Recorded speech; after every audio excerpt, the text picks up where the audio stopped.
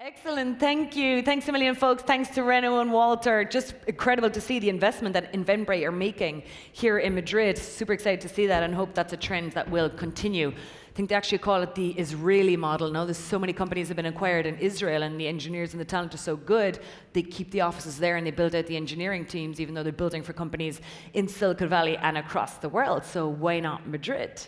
Our next session I'm particularly excited about. We've talked about scale-ups earlier on this morning and how the South Summit finalists are doing. We've talked about marketplaces and some of the big global players and investors and how they're building category leaders in their space. We've talked about building out excellence in terms of engineering hubs and what happens to a life after a founder, I guess, after a company being acquired, what that company might look like a couple of years later.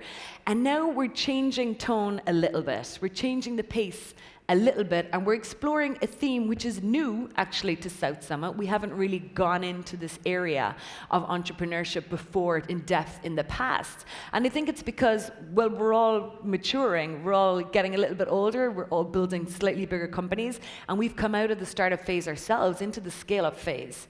And our next session are five representatives of big established companies at this point in Madrid or already category leaders in their field, in this market and elsewhere. And what we're going to do is take a little deep dive into the people behind those companies. How do they make these companies big and successful? How do they become leaders in their industry? And how do they as individuals become leaders within their companies? Of course, they were motivators and inspiring early on and gritty founders and entrepreneurs, all of them. But now that their companies have scaled and they're really competing with the best in their markets and their industry, how does that leadership change? How does that affect as an individual, and how is that actually reflected on the company? So slightly different look in terms of the individual at this point at the scaling stage when you've built a big company and you're making big impact in your industry. And we are delighted that this conversation is facilitated by no less than our own Diego del Alcázar Benjumea from IE University. And please, a big warm welcome on stage for Beatriz González from Seaya Ventures, Juan de Antonio, CEO and founder of Cabify, Carlota P, a CEO and founder of Hola Luz, and Quique Sarasola, CEO and founder of Roommate Hotels.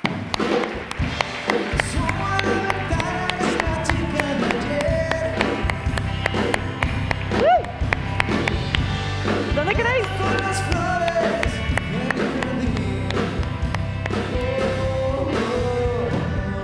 Excellent. Diego, the floor is yours. Thank you. Thank you very much, Liz. Today I have the amazing honor to have great European entrepreneurs here with me. They have actually succeeded in their startups, and they have scaled them up to a level in which they have become huge companies. So the idea today is actually to talk about leadership and how your leadership has been changing through these years. I would like to introduce Bea González. I mean, I guess you all know them, but I have to introduce them still. So she was Spain's first female founder of a VC firm, Seaya. She brought a fresh approach to VC investing in Spain, and is now one of the most important VCs in Europe, with investments such as Cabify, Juan, Glovo, or Spot a Home. Quique Sarasola, he's a dynamic and innovative entrepreneur that has directly influenced the tourism sector through innovation. He's founder and president of Roommate Group, a visionary brand which aim is to show a business model based on putting people and their happiness first. Carlota P is a young female entrepreneur in the energy industry, a traditional sector that is in the need of disruptive innovation. She offers 100% green energy to conscious millennial consumers. Hola Luz is the first energy company in Europe to become a B Corp. And Juan de Antonio is a young entrepreneur, founder of Cabify, one of the fastest growing tech companies in Europe and Spain's first unicorn. Cabify was the first company in its cluster to compensate its carbon emissions, and to join the Global Compact to achieve SDGs. So I'm going to make you some questions, but I mean, given that you are all very active in intervening, I'm going to leave you also some freedom here, okay? So the first question is actually a bit open. I want to make the question to all of you. How did you learn leadership? And how did that leadership transform during your process of being an entrepreneur? Juan, I don't know if you want to start. Sure. I mean, leadership is such a broad concept. I guess through everyday life and learning from others. No, I think an excellent example has been Bea. I remember when we were raising capital, basically every day of our lives since we started the company. But at the beginning, it was especially difficult. From 2011 to 2014, I think I spoke with every single fund or even business angel in Spain, and nobody had the leadership or the courage to make a bold bet like Bea did. No? So she's on my board of directors, so I need to keep her happy. happy. No, just kidding. I mean, so you basically learn from your experience, and we all had peers or bosses that we respected, or people that we worked with, and we can learn from them all. And in my case in particular, I've had many examples of those, and Bea, without doubt, it's a great example. No? Mm-hmm. Bea, do you want to? Obviously, I've learned a lot from Juan. I'll give an example of that. But, well, thank you first for having us here. So when I started Seaya, I wasn't really thinking about leading anything or even leading a business, right? I was thinking about making transactions in tech companies. And that's what you start doing. You just do transactions, you invest in companies, and suddenly you realize that you have your team, you have the founders, you have the investors, and you have to develop some sort of leadership for these people to trust you and to follow you in a sense. And thinking about it, I think that the first thing is, leading by example. So if you have a set of values in your company, you have to be better than everybody else in those values, or at least try.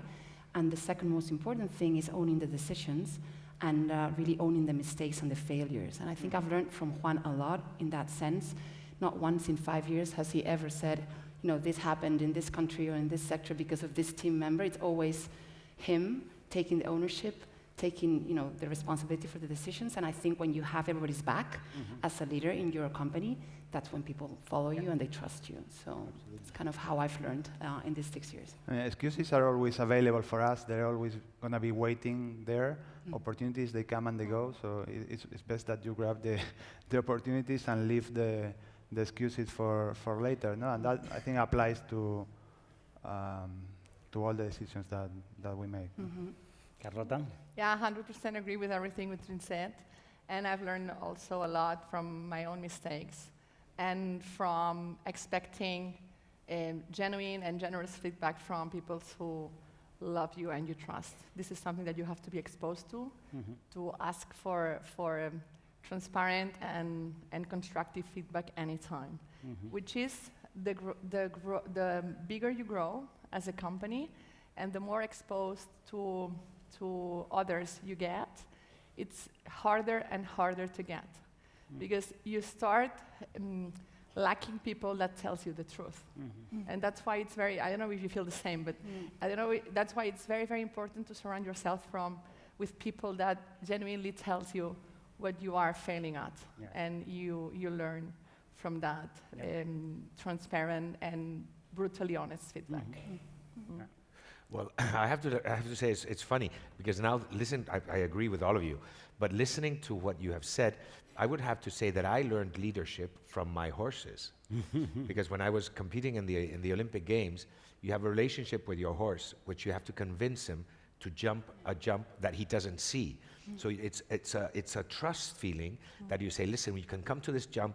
You don't know what it is. I do know what is behind. Let's jump it. So I think that was the first time that you really have to convince somebody to do something with you. No, I think that's the first time.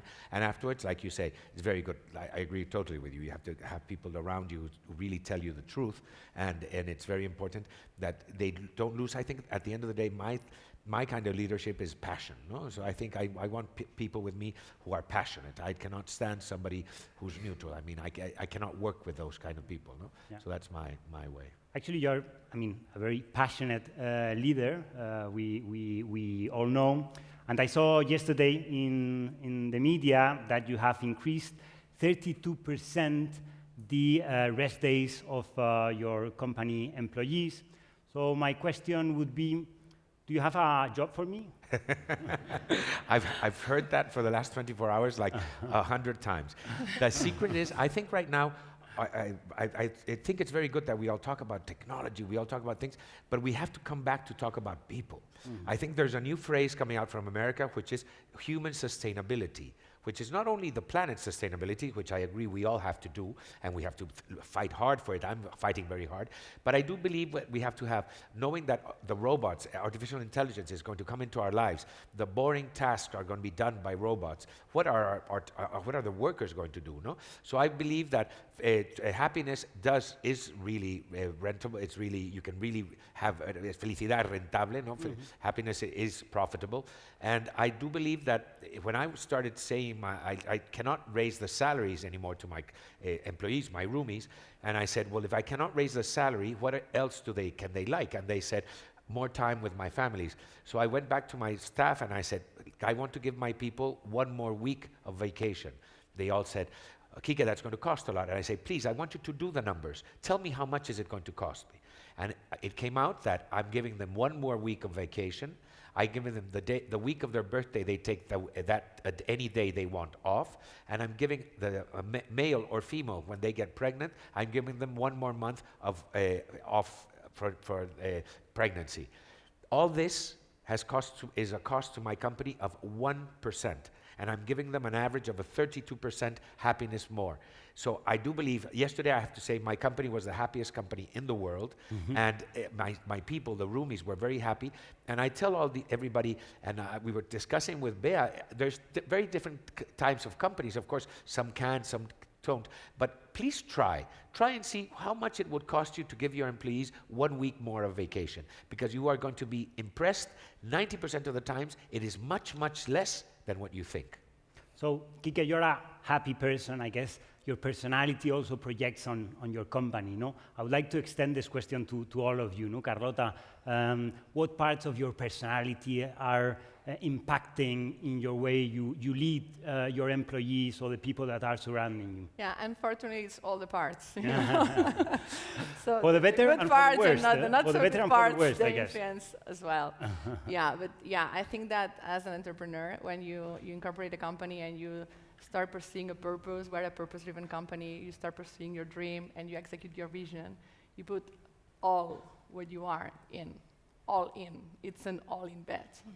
And therefore, all of what you are influences the people. And at some point, you gotta be aware of that, because you know what happens sometimes, and this is like the I would say like the dark part of leadership, as long as I feel it, is that sometimes I prefer to be quiet or not to say something in a meeting, because I know that if I say something, this is what is going to happen. And you know, I'm not right, maybe, yeah. And this is something that I have to learn. I had to learn, because as an entrepreneur, as a leader, so I am a very passionate person as well. And you got to push the limits. You got to press the limits forward. And sometimes, even though this is my best skill, I would say, and that's what it took us here, sometimes I got to just kind of lay back, just to let others to Delegate, exercise. No? To delegate. It's not about delegation as well, but also a kind of non-intervention, because I delegate a lot. Can you really do it without being there? Yeah, I try hard. I try hard, but you know, a very wise friend of mine who's sitting here in the 5th row told me once that you have to delegate at the limit of negligency. And Of this not is even? At the limit of negligency. Of neglect. And this is what I do, actually, and sometimes I have neglected even, so, and which is like, yeah, This is really the limit where you can empower your team. But on top of that, sometimes you gotta just shut up, which is quite difficult. Yeah. Bea, for better or worse, your personality, your leadership, how does it influence? So I think it influences our company and our investment style, I would say. I'm very impulsive. I like risk. I'm a fixer. I try to fix things all the time. And I think if you look at our strategy and say, yeah, we do big bets, we take more risk than other funds. We have a concentrated portfolio and we take big bets. And we're more hands-on than other funds because we have a concentrated portfolio. So that sort of involvement, trying to fix things, push for things, the risk aversion that we have, I think all that influences our investment strategy for better or worse. Sometimes we get it right, sometimes we don't. Yeah. So that's kind of what I can say on our influence my influence in the investment style. Yeah. Juan? Yeah, so on our case, I mean, I totally agree. The culture boils down from the top to the rest of the organization. So at the end of the day, the company has one of the greatest assets of being a founder-led company is that the culture is really strong. No? And in the case of Cabify, using a similar example, when we decided to compensate all of our carbon emissions, we made a calculation and the cost was similar, was around 1% of the revenues. And that's what's important for us as a company, and that's also what's important to me. When we created the company back in 2011, we wanted to transform cities and make them better places to live. So, I mean, I've lived for a long period of time in a small village. I love trees. I hug them every once in a while, and the company takes steps in that direction. We try to compensate. We then try to electrify the fleet. We work towards obtaining those sustainable development goals. So, you enjoy working at your company because somehow it's an expansion of yourself. No? Yeah. Actually, Juan, I mean, your company has scaled to over, correct me if I'm not right, to over 2,000 employees in a very short space of time. No? So, how did you manage that change in your leadership role? No? How do you face such an amazing, I mean, it's actually a very big challenge, no? You're leading 10, 12 people, all super committed to your startup, probably all potential equity owners because you don't have money to pay them at that stage. And then you have, in a very short amount of time, 2,000 people that work for you, no? Yeah, I mean, you make many mistakes. To begin with, but we went from being 150 employees to 1,200 in less than 12 months across 13, I think it was 13 countries. So we had a very unique culture and a way of working together, and the challenge was to get the rest of the organization, all the new people, to work in the same way. So, of course, I mean, this only works if you have a great team of people that you can rely on. And being lazy up to the point of neglecting, so you empower people, it's a must. At some point, I started to take as a must an advice that a friend gave me, that if you are investing 20% of your time on something, go find someone else to do that for you, because that will free up a lot of time and you will be able to think about other challenges that they're facing. So, I mean, in our case, having a great team, having a strong culture, putting that culture on paper and continue to empower people was paramount to scale. We made a lot of mistakes, but it kind of worked out because we're still here. Yeah. And Kike and Carlota, I think you have also similar cases, not in the case of Bea, because, I mean, you are very big and you have 2 funds now, but your team is still kind of reduced, no? You have many startups. But in the case of Kike and Carlota, no? Your companies have also scaled to huge companies, no? So how did your leadership role change there? So we are 200 people in our headquarters in Barcelona, and we are a strong culture company. And this is what we dedicate the most time so the three founders, the three co-founders at. Why? Because companies are nothing, like families are nothing, like organizations are nothing. So it's about the people, the true people that it's behind each and every job that's going to be done. That's why we invest a lot in create this culture based in 5 corporate values that we don't only have printed on the walls, but we use them for a day-to-day decision making. So for launching a new product, for launching a new campaign, for taking financial decisions, for fighting or hiring somebody. This is what we refer to every time, every now and then. And this is very, very important because, as Juan said, you incorporate people into the company every day, almost every day, and they just pop up there, and they found like something that's already built, and they do not know where do we come from, what our origins are, what is our purpose, what are we actually fighting for. So because we are, of course, connecting people to green energy, but what we are looking for, what we are really fighting for, it's for 100% renewable planet, yeah? And you gotta refer to that every day, and people need to feel it, because otherwise it's, or from my point of view at least, it's very hard to get to the goals that we set. I agree totally with all of you. But for example, in my case, I was just thinking, I think I have done many mistakes, but one of the big things I have done, I think, which is very good, is I really delegate.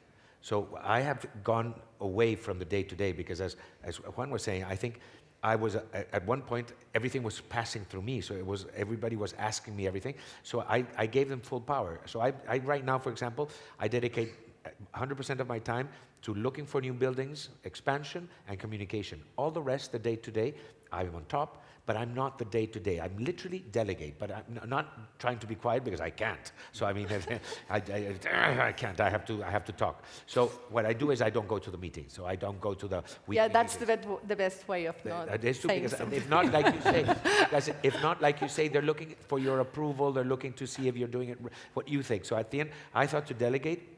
And we're growing so much, I think human resources is very important. I only hire smiles, I hire passion, and if somebody doesn't do that, they can go work in Rio or another place, but not with me. Yeah, I say the same with another guy.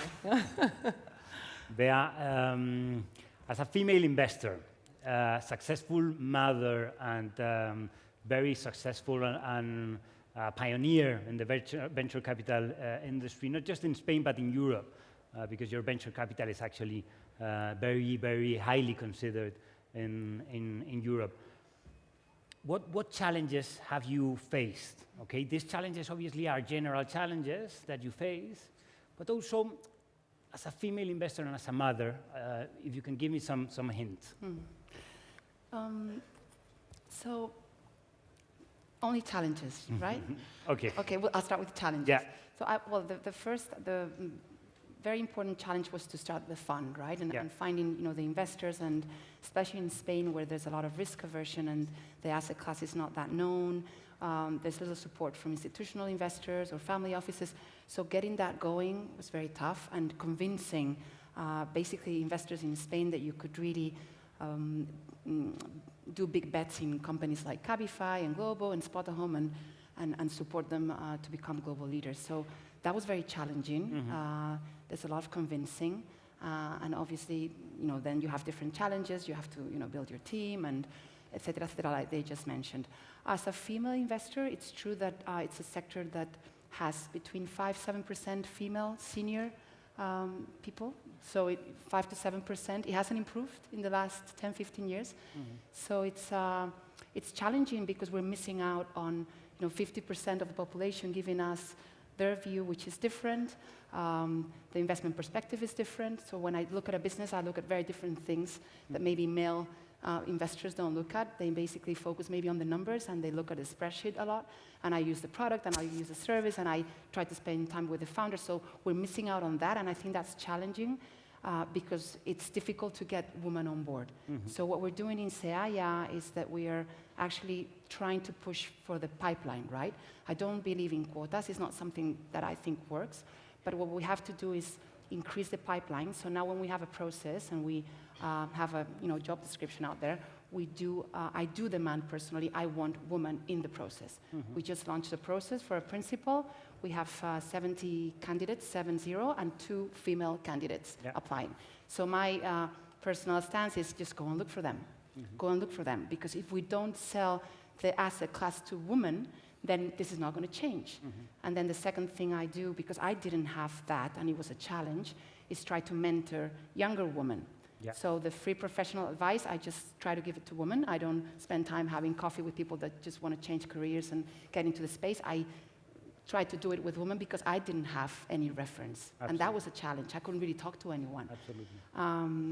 That was a very long answer, but it's a complex issue. That's very good. Yeah, you don't believe in quotas, but you do believe in looking the pipeline. For them. I think that's very good. It's a way somehow in believing in quotas, but not on the top line, but in the pipeline. This is exactly what we do, because we gotta introduce positive bias, because you know, guys, so the world is made just for young, white, male people. This is what is the world made for. With hair. With hair. With hair. A lot of hair. that could help as well. Fun, I agree. But yeah, thing is that whenever you fail at having one of those characteristics, then the world, it's much difficult for you. Then we as women, we need to introduce this positive bias. You either in the top, either in the bottom, wherever. You gotta just introduce some quotas, And this is exactly what we're doing as well. So we look for women, no matter what, because they are out there, but they are harder to find, of course, and you have to dedicate yourself to find them. But once you do that, guess what? They are there, and you found them. And I would just add that you have to sell your product, right? When you want someone to join a company or buy your product or use your service, you have to sell it. So I'm really trying to sell the sector to women so that they're inspired to join. And it's the only thing you can do, and increase that pipeline. Carlota, I also wanted to ask you, we have a momentum with sustainability that it's amazing in a broad sense. No, you were talking before about another kind of sustainability that is also very, very, very important. No, but you're in the energy sector, no? And I said at the beginning, this is a sector that is very traditional. Let's call it that way. Used to be, yes. But there's many things going on, no? So in this very intense SDG wave that we live, how should we better prepare to lead teams that should be conscious, or ourselves being conscious about sustainability and the objectives established in the SDGs? Yeah, so I'm going to tell you 2 things. No? First thing, being sustainable or taking care of the environment, it's not anymore a niche concept. It's already mainstream, so everyone is aware of it, and everyone is up to. So everyone is in for that cause, of course. Therefore, for us, being a purpose-driven company, to have a transcendent purpose in our company, it's like the #1 factor that we have to attract good talent. First thing, no? And then we use that a lot, and it's like a way of leading from the purpose, I would say. First thing. And second thing, it's more at an individual level. So how do we should get prepared for that disruption? So after this talk, or maybe afterwards, when you get out and go into the street, when you look at the rooftops in the city, please do not see rooftops anymore. You'll see there the potentiality of producing green electricity on site. This is the same kind of disruption that somebody did when others saw just empty apartments and somebody saw there a hotel, a hotel room. This is the same kind of disruption that we are facing today. And this is going to change our lives, not only because it will turn the air in our cities cleaner, not because it will help our world to be more sustainable, but also because it will reduce our energy cost. And this is the kind of disruption that we are facing as of today. And this is already happening. 1 year ago, I couldn't be here telling the same thing, because you know that producing your own electricity was kind of banned in Spain, the country of the sun, which was like a city thing, but it's not banned anymore, so it's profitable and it's legal, so you go all for that after this. Quique or Juan, maybe you want to add something? No, I believe, I'm totally, in Roommate, we've developed, which I will talk on Friday, which is Roommate Ecolution, which is how can we make our hotels less plastic and everything. I think we all have to be very conscientious that we don't have a planet B, and we really have to work on this one to make it work. Juan, you were talking. Yeah, I think it's a must. It's not, there are no excuses left, and all of us need to do something about it. And well, it's great to be able to contribute. And we are not a asset-sharing. We are an asset-sharing company that allows people to share assets, and that means that on top of not polluting, we can also reduce consumption, which is also, a great, something very necessary as we look forward.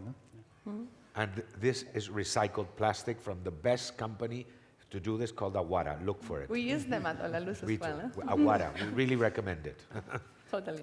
I would like to ask you a question related to my sector, which is education. As you know, at IE we believe that, as Alvin Toffler said, that the illiterate of the 21st century are not those who are not able to read and write, but those who are not able to learn, unlearn, and relearn. It's all this huge concept of lifelong learning. No? I think for me, at IE, it's very important that our employees have a workplace in which they are able to evolve, no? And able to explore different possibilities among the company, but also to educate themselves, no? In what they do, but also in other things that they don't do. No? And I think it's part of the leadership that we should be aiming. No? I would like to ask all of you how education should impact your way of leading your different companies. Okay, my experience has not been good. And I have to say, because many times I think it's interesting that you give them education, but my theory has come is when they come back into the company, they're living in another world, so they don't really, after 6 months, they just sort of go. So I'm very, right now, centered. If somebody comes to me and tells me I want to do something special, I say, tell me for what? And what do you want to gain? Do you want to change the group? Do you want to do something? Because if not, I'm talking about masters, not about, because I'm all the time educating my staff. I believe in re-educating that, and we have to retrain, and the company, the world goes on in hotels, so there's new ways of doing things. So we're always training my people. But when I talk about outside education, I think it has to be very, very specific and really going to the point. Yeah. I agree. Sorry, I'm going to interrupt here because, as you mentioned, masters, no, but I think, education really what gives you is freedom. Yeah. At the end of the game, if we train people to do specific skills, we train them for skills only, then we are making them not free to make different choices from their career path. No, so I think. Yeah. It's having a broad education and an open education that gives you that freedom. No? Sorry, Juan, Carlota, Bea. No, I was going to mention that in Cabify we have programs where we provide the scholarships in collaboration with other startups such as Smartic and Ironhack to contribute to generate more engineers and help the whole ecosystem. And then within Cabify, we have different scholarships or subsidies for employees to go and continue training on top of the regular programs that we have. No? Can I ask you a question, Juan? Totally. You do a lot of inside promotion, no? What is that percentage inside your company? Because I've heard you guys, they really do a career, which is something they also do in my company. I'm really proud of. They do a career in your company. Your company is very big. All of the executives, and most of the executives have been around for a very long time or through acquisition. I'm seeing here Sebas, our CTO, who came from a a company we acquired back in 2016, and we really try to grow from within. These are people who already share the culture, who are very aligned, and at the end of the day, we've been competing with the biggest players in the world for a while, so these are people who know what they're doing. Very good. Yeah, same thing by us, sorry. No, go. Same thing by us. We even pull back some of them when they finish their master's education at the business school, for example. We pull them back from the labor market. So on the investment side, most of your team is senior because you need experience to make decisions to invest. Yeah. So what we do is we're very focused on the sector. So we know all these companies, Smartic, Ironhack, so we try to be very close to the edtech companies so that we can eventually invest in them and then learn from them for the rest of our portfolio companies. So it's a very different approach. Okay, thank you very much to all of you. It has been a great honor. And if you can give them a great round of applause.